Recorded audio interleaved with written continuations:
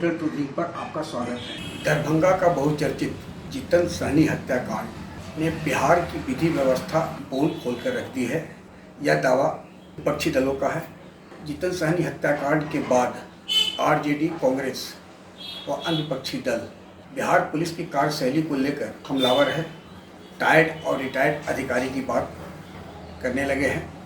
बुधवार को India TV पर बिहार की विधि व्यवस्था को लेकर एक चर्चा आयोजित की गई थी, जिसमें जदयू, वीआईपी, लोजपा रामविलास, आरजेडी के प्रवक्ता थे। शुरुआत हुई और मामला पुलिस के कार्यशैली पर आकर केंद्रित हो गया।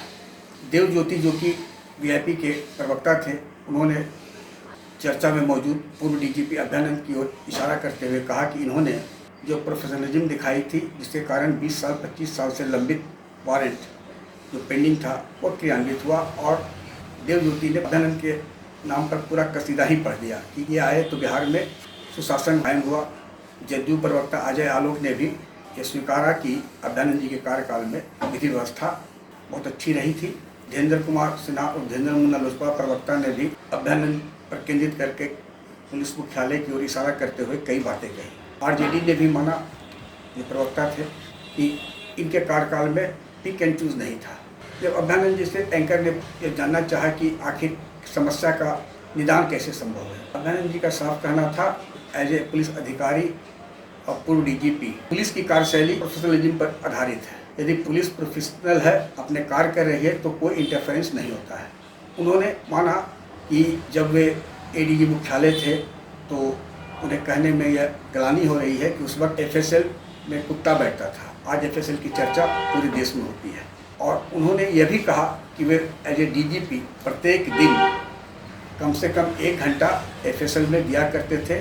कई एसपी को ले जाते थे, मॉनिटर होता था, टॉप टू लेकर बॉटम तक, आईओ तक को इन्वॉल्व किया जाता था कि कैसे केस का अनुसंधान हो, वैज्ञानिक साक्ष्य एकत्रित किया जाए और यदि अभियोजक पक्ष कैसे अभियुक्तों को सजा दिलाया जाए। उसके बाद सजा के बाद जो अपराधी छूटते हैं तो उसके लिए अपील की व्यवस्था थी।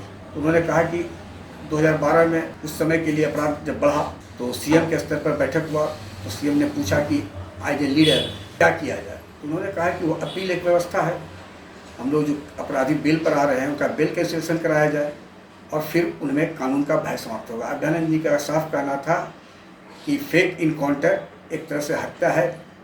कानून में इतना प्रावधान है, इतनी शक्ति है कि हम कानून का भय अपराधियों के बीच व्याप्त कर सकते हैं और प्रोफेशनलिज्म के द्वारा ही यह कार्य हो सकता है। यानी एक और उनका साफ इशारा था कि आज का माहौल जो है वो वर्तमान में, चाहे वो डीजीपी हो या उनके अधीनस्थ, जो प्रोफेशनलिज्म होना चाहिए वो कहीं न कहीं नहीं है या कहीं संवादहीनता है, जिसके कारण आज स्थिति बद से बदतर होती चली जा रही है। आज ये सोचने का विचारणीय विषय है कि क्या डीजीपी एफएसएल की कार्य प्रणाली में रुचि लेते हैं, क्या वे समय समय पर वहाँ जाकर वैज्ञानिकों का मनोबल बढ़ाते हैं। आईओ से लेकर एसपी और जो संवर्ग के रेंज आईजी, डीआईजी या सीआईडी के अधिकारियों के साथ एफएसएल के विषय पर कितनी संगोष्ठी की है, कितनी बैठकें की है, कहीं न कहीं कमी है। आज भी बिहार में लॉ एंड ऑर्डर को पटरी पलाया जा सकता है, बशर्ते पुलिस प्रोफेशनल हो जाए, अपने कार्य के प्रति जागरूक हो, तो कोई इंटरफेरेंस नहीं होता है। लेकिन जब पिक एंड चूज होगा तो स्थिति यही होती है कि आप पर आरोप भी लगेगा और बद से बदनामी भी होगी। आग्रह है कि इस वीडियो के लिंक को लाइक, शेयर, सब्सक्राइब अवश्य करें। धन्यवाद, नमस्कार।